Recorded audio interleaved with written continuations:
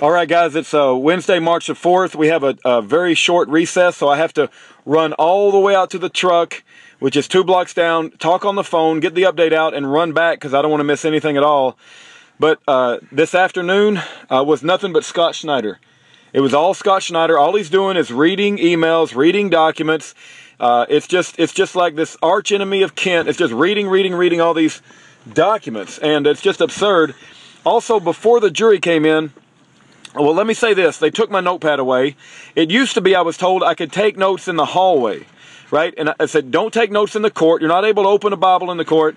But out in the hallway outside of court, I'd had another gentleman, I believe his name was Jay Maddox, court officer. He said, you can take notes in the hallway. I said, okay, great. That's why I was trying to get to the hallway every time to record all my notes. And now they've changed the policy, and I can't even take notes in the hallway.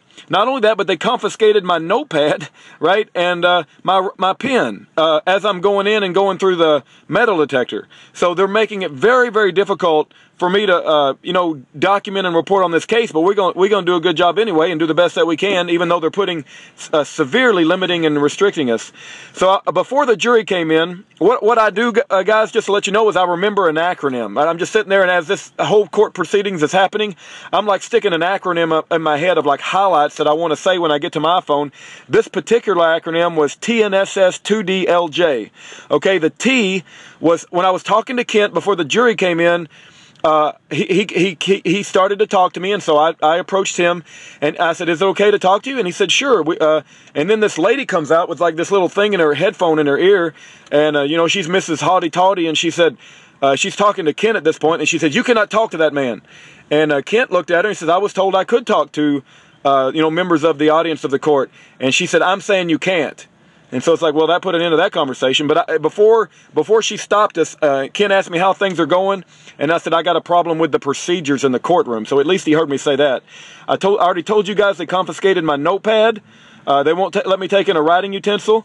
So that's terrible. I was able to do that before. Now I can't do that, so that really severely limits me. Scott Schneider was he's the only character this whole afternoon. It's just, not only was the jury sleeping, 2 members of the jury I saw sleeping at one point in time, but there's an officer of the court over there with his head sleeping, and he had an actual function of like sitting behind the defense counsel, and I don't know what his function was, but he's sleeping too.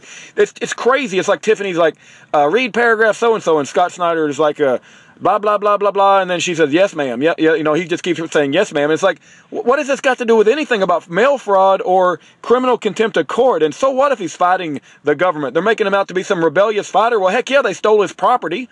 You would want to fight that in court too. So it's just absurd. It's just absolutely absurd that all these documents, Tiffany Hope Eggers and the invasion of privacy into Ken Hovind, they do bring up 2 Peter 3 quite a bit. It looks like they're going to bring up his blogs. I'm expecting Eric Hovind to testify at some point. I don't want to miss that. That's why I got to. It's probably this afternoon, so I want to finish this up and get back in court.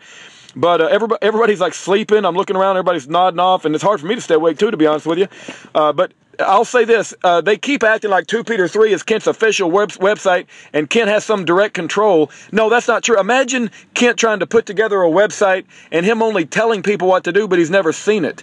I've heard Kent Hovind many times reference something is on 2 Peter 3, and I'm not trying to badmouth the administrators of 2 Peter 3 because that's my friend, Randall Boaz Owens. But Kent says something's up there, but it's not really up there. It's just Kent doesn't get to look at the website. All right? All he does is like talk to people, and he don't know what's up there and what's not up there, so it's not right. I mean, Kent doesn't get to spend time on the internet, and they're making it sound like, well, Kent Hovind wrote this and it's been published on 2 Peter 3. Kent Hovind doesn't even know what 2 Peter 3 looks like, it's all his phone calls are limited, and it's limited in his mail that he gets. Are you kidding me? They're acting like he has some kind of, and they bring up this dog crap thing all over and over again, like Ken Hovind refers to this Liz Pendence as dog crap as if that's some terrible crime. Well, man, I tell you, if somebody was following me around, listened to every single word, and the worst thing they could found out that I said was a Liz Pendence with dog crap, that would be a pretty good life if that was the worst thing they could find on me, and they've monitored every single thing I said. Also, I wanted to say there was a phrase that I really picked up on that Scott Schneider was reading a letter, and the phrase was Ken Hovind was running Ken Hovind's emails, one of his correspondences, and Ken Hovind wrote, "I would like Eric Hovind left out of it." or I would like, you know, my son Eric to be left out of it. And the jury, when they're hearing this, because all of this is going over their head, I guarantee you they don't, I don't guarantee you, but I highly suspect they don't understand the structuring and how that was originally Kent's money. But when they hear a phrase of Scott Snyder and the tone that he's reading it, leave Eric out of it, I don't even have a copy of the document, but I highly suspect, knowing what I know about Kent, that he's saying, leave Eric out of all this mess. I don't want my family pulled into this legal crap and this you know, persecution. I don't want them involved in it. Leave Eric out of it. But when the jury hears that phrase read by Scott Snyder, I'm sure they're thinking, oh, Kent wants the property for himself. I'll leave my son out of it. You know, it's like if you don't have the background and the knowledge of Kent Hovind, what a good godly man is, he would never do that, right? He's a good father. Of course, he wants to do what's best for America. And he's making sacrifices of his you know, on Kent's own behalf. I'm sure he wants to be with his grandchildren, but Kent's also fighting the United States of America, and they're trying to, you know, ruin the perception. Also, they talk quite a bit about this Anthony Jaworski guy, and I don't know that, I've never met Anthony. I remember trying to reach out to him one time, but I don't think I've ever talked to him. And Anthony Jaworski is one of the guys who's gotten mixed up in this, because I think he offered $100,000 for one of Kent's properties, but Kent wants that property back, and so they're trying to bring up this Anthony Jaworski thing over and over again. And I don't know Anthony Jaworski. Maybe he's just an innocent guy who like bought a property. He didn't realize he got in all this mix of this mess, you know, by accident, because he didn't realize that they had stolen the property from Kent Hovind. But go read in the Bible Naboth, Naboth, I believe. I think it's in 2 Kings, maybe 1 Kings.